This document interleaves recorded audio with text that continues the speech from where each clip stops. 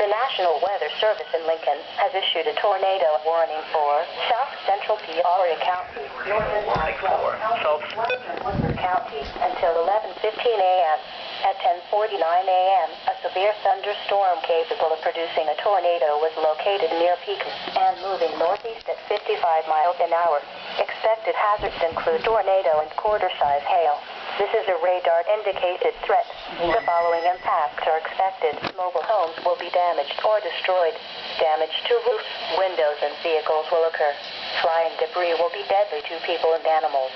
Tree damage is likely. This dangerous storm Tree damage is likely. at Heights and Creek Core around 10:55 a.m. East Peoria and Morton around 11 a.m.